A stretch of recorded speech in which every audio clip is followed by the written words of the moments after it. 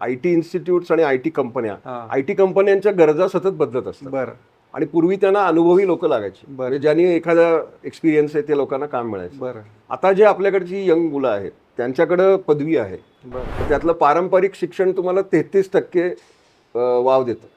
ती पदवी महत्वाची आहे, कॉलेजला जाणं पण महत्वाचं आहे, पण त्याच्यावर तुम्ही 100% अवलंबून नाही राहू. बरं जपानचं सरासरी आयुर्मान 83 आहे, आपलं 23 आहे. हो आणि जपानमध्ये खूप ओपन जॉब्स आहेत आणि तिथल्या लोकांना भारतीयांचं महत्त्व कळलंय आणि त्यांना भारतीयांना त्यांनी रेड कार्पेट ट्रीटमेंट दिली. बरं. याच्यामध्ये 2-3 गोष्टी आहेत. म्हणजे तरुणांच्या अँगलने एक प्रश्न मला असा विचारायचा आहे की सध्या मगरपट्टा सिटीमध्ये काही जागा होत्या, 400-500 जागा होत्या आणि काही हजार मुलांची रांग होती नोकऱ्यांसाठी आय टीमधल्या.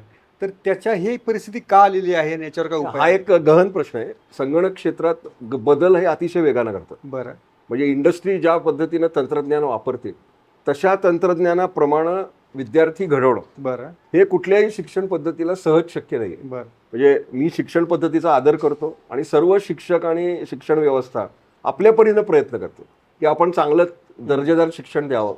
पण त्याच्यात 2 गोष्टी मला प्रकर्षाने आढळल्या की आता तुम्ही विचार केला तर आपल्याकडे डेंटल आणि मेडिकल कॉलेजेस होय. वैद्यकीय महाविद्यालय. बरोबर तर त्याच्यासाठी रूल असा आहे की जर तुम्ही हॉस्पिटल अटॅच नसेल तर तुम्हाला वैद्यकीय महाविद्यालय काढता येईल. बरोबर आता हाच जर रूल तुम्ही कॉमर्स आणि आय टी इन्स्टिट्यूट्सला केला की उद्योग जर तुमच्यापाशी नसेल तर तुम्हाला कॉलेज काढता येणार नाही, तर ही समस्या चुटकीनरशी संपेल. बरोबर पण आत्ताचा मेन प्रॉब्लेम असा आहे की आपण ग्रॅज्युएट करायची एक मोठी फॅक्टरी आहे आणि उद्योगांना पण लोक पाहिजेत, अच्छा पण त्यांच्या रिक्वायरमेंट मिसमॅच आहे. बरोबर. नाही मग ही जी गर्दी आहे म्हणजे मिसमॅच जो आहे एम्प्लॉयमेंट आणि आधी आय टी, कारण प्रत्येकाला आय टीमुळे पटापट हो. नोकऱ्या मिळत होत्या.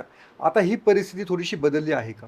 नाही तुम्हाला ते मी पूर्ण करतो की आयटी इन्स्टिट्यूट्स आणि आयटी कंपन्या हा. आयटी कंपन्यांच्या गरजा सतत बदलत असतात बरं आणि पूर्वी त्यांना अनुभवी लोक लागायची बरं. म्हणजे ज्यांनी एखादा एक्सपिरियन्स आहे ते लोकांना काम मिळायचं. बरं आता जे आपल्याकडची यंग मुलं आहेत त्यांच्याकडे पदवी आहे बरं आणि त्यांनी काय आपल्या सिस्टीम मधली त्रुटी अशी आहे की त्यांना कौशल्य बस आणि कार्यानुभव. ओके म्हणजे माझं मॉडेल आहे साधं की जर मुलांना 100 मार्क असतील एम्प्लॉयबिलिटीचे रोजगार क्षमतेचे, तर त्यातलं पारंपरिक शिक्षण तुम्हाला 33% वाव देतं. ती पदवी महत्वाची आहे, कॉलेजला जाणं पण महत्वाचं आहे, पण त्याच्यावर तुम्ही 100% अवलंबून नाही राहू. बरं ते 33% झालं.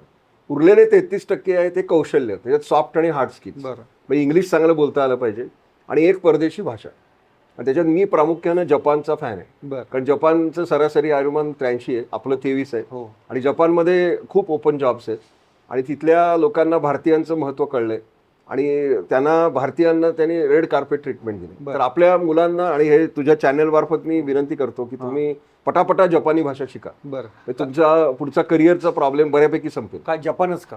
तेच सांगतो ना, 83 सरासरी आयुर्मान. बरं युवा पिढी नाही. बरं गेले 20 वर्ष निगेटिव्ह पॉप्युलेशन ग्रोथ. बरोबर आणि आपल्या मोदी साहेबांनी एक खूप चांगली गोष्ट केली. 2019 साली, मला वर्ष आठवत नाही, शिंजो आबे म्हणून जपानचे पंतप्रधान होते, त्यांना पद्मविभूषण दिलं.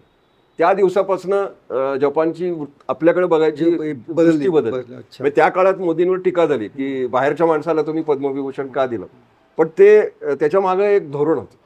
आणि मी बघितलं की नरेंद्र मोदी ह्या व्यक्तीबद्दल ते काय करतात त्याचे दूरगामी परिणाम कळायला वर्ष लागलं. बरं पण तो माझ्या दृष्टीनं मास्टर स्ट्रोक होता